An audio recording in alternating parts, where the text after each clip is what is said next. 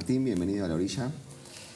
Yo desde hace un tiempo tengo como una idea de que en el sistema educativo hay que cambiar la lógica de entender esa relación analógica y unidireccional entre el docente y el alumno entendido como sin luz, como que no tiene nada que aportar, a una relación dialógica y que sea visto como un estudiante, como un sujeto político entre el profesor y el docente, y que de esa relación, ese ida y vuelta, se genere algo.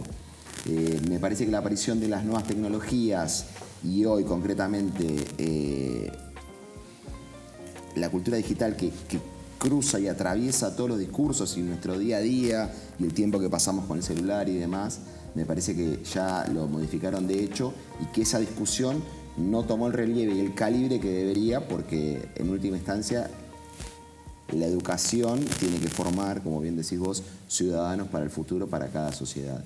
Respecto de eso, ¿en qué situaciones prácticas vos lo estás viendo que se puede empezar a aplicar esta discusión o en hechos concretos que se haya hecho?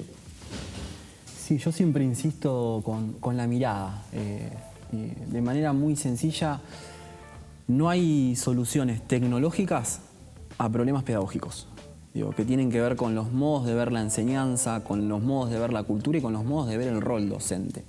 Si mi modo de percibir la tarea docente se basa muchísimo en la autoridad, en el ejercicio de la autoridad, de la disciplina, de que tengo ciertos saberes y que mi trayectoria es mucho más importante que la realidad de un estudiante, esto que diferencias de falta de luz, de que son un depósito donde les voy a arrojar contenido.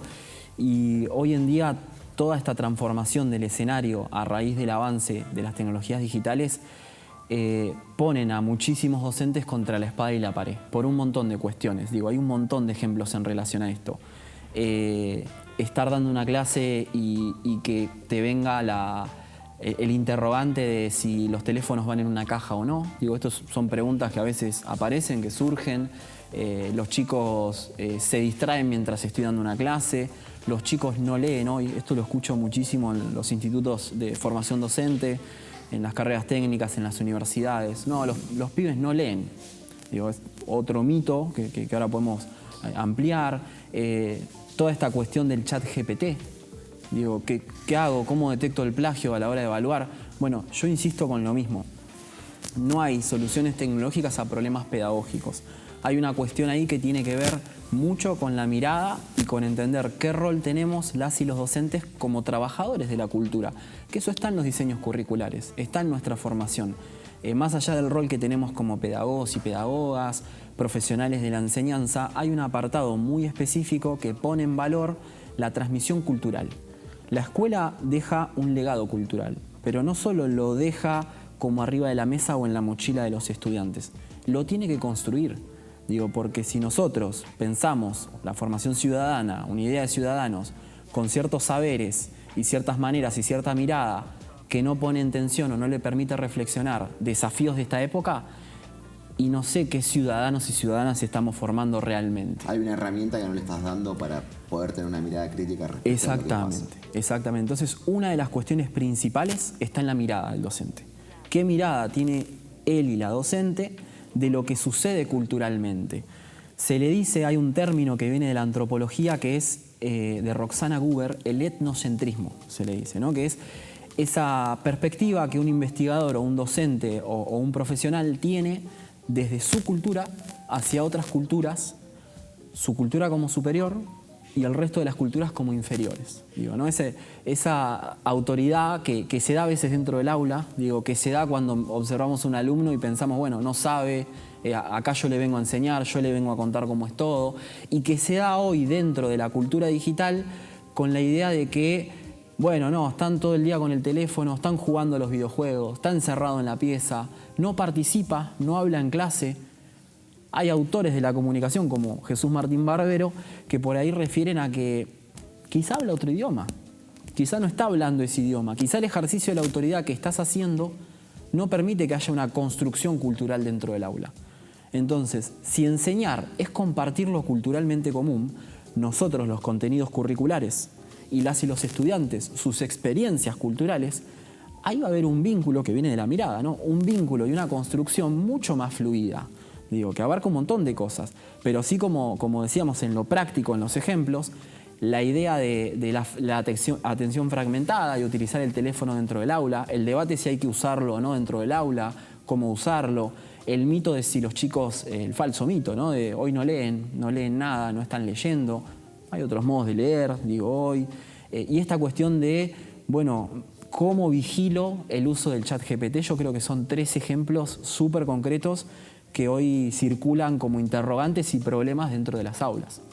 Respecto del celular, ¿cuáles son algunas de las dinámicas que se te ocurren que pueden existir para incorporarlo al estudio, digamos, al día a día de un estudiante?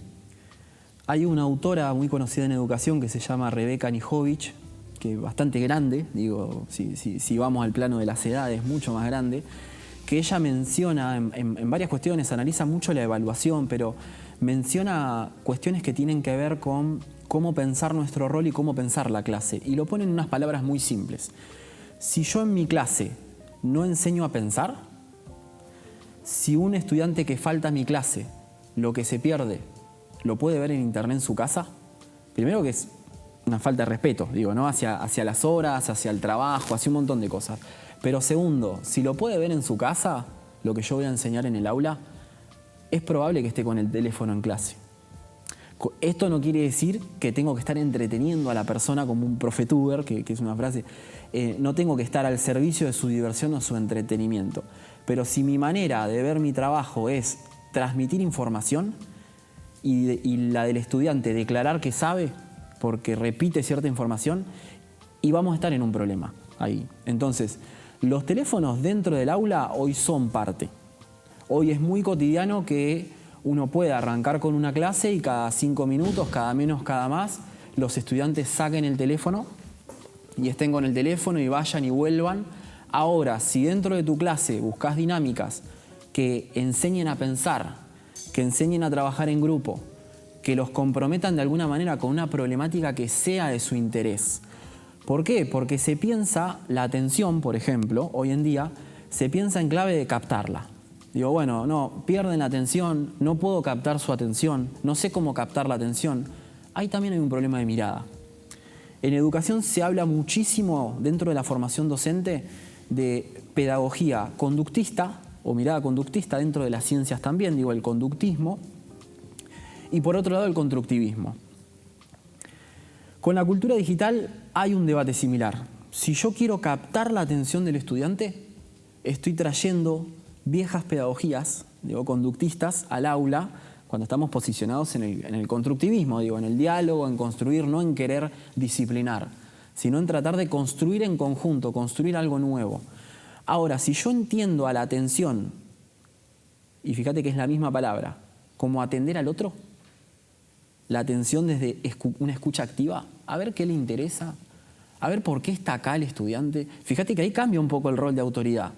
No soy yo hablando y el estudiante escuchando, sino que lo que yo creo, esta es mi opinión, que debería hacer la docencia es tener una escucha más activa con sus consumos culturales, con qué le interesa, con qué idea tiene del perfil profesional, cuáles son sus preocupaciones del mundo, del barrio, porque es la única manera de involucrarlo a trabajar, quizá no con una atención constante como la que era antes, que uno podía estar sin un teléfono, digo, 40 minutos, 1 hora, por ahí siempre hubo distracciones, igual, siempre mirabas para un lado, pensabas otra cosa, pero digo, quizá no esa forma de atención que estaba antes, pero sí una atención mucho más comprometida porque hay una escucha activa del otro lado. Sí, yo creo que ahí también entra en juego una cosa que es como básica de la educación, que tiene que ver con la experiencia, que si no se da en el cara a cara, es lo que decías al principio, si lo puede ver por la tele o lo puede ver en un celular, bueno, hay algo que está fallando, porque el saber también se construye en la praxis, en el intercambio entre dos sujetos ahí charlando o hablando, o uno diciéndole algo a otro y sobre eso el otro interpretando y generando un nuevo conocimiento, que es básicamente lo que pasa en un aula. Es cierto también que el avance de la tecnología tiene modalidades y funcionamientos muy perversos que hacen que tengan comportamientos muy adictivos, todos los tengamos, y hay aplicaciones que te dicen cuántas horas por día pasas con qué aplicación, y cuando lo ves los números te asustan. El tiempo que puedes pasar en WhatsApp o Instagram o alguna de esas otras que están dando vueltas. Lo que pasa es que ahí jugamos con es lo que está del otro lado, tiene unas herramientas y está bastante, a mi modo de ver, bastante por delante de la situación y del fenómeno. De hecho, lo va llevando. Creo que, por eso creo que el sistema educativo siempre viene corriendo de atrás. Esta es mi interpretación, no sé cómo lo estás viendo vos. Totalmente, de hecho con el ChatGPT, por ejemplo, cuando se elaboran los nuevos diseños curriculares, con las rondas de consulta, con por lo menos los de formación docente, tienen en mínimo 5 años para volver a reelaborarse. Y el ChatGPT está desde el 2020, 2021, si no me equivoco. Los sistemas educativos o lo prohíben o están buscando la manera, pero dentro de los diseños curriculares no están incluidas todas estas cuestiones. De hecho, lo que trae a colación la mirada de cultura digital en educación no es en sí contenido curricular específico, sino una mirada. Reversionar la mirada pedagógica en relación a lo cultural y a lo tecnológico, porque si uno espera que eso cambie en los diseños curriculares, tenés que esperar mínimo, quizá ahora un poco más rápido, pero 3 años tenés que esperar mínimo. Y en 3 años ese ChatGPT ya es 5.0, y sí, tiene un montón de otras cosas y salió otra plataforma. La escuela tiene otros tiempos que... Por un lado es interesante que tenga otros tiempos, pero por otro se genera esta incompatibilidad y desfasaje con algunos consumos culturales que son propios de la cultura de cada estudiante. Sí, de esta época. Martín, muchas gracias. La continuamos en una próxima charla acá en La Orilla. Un placer, Dani.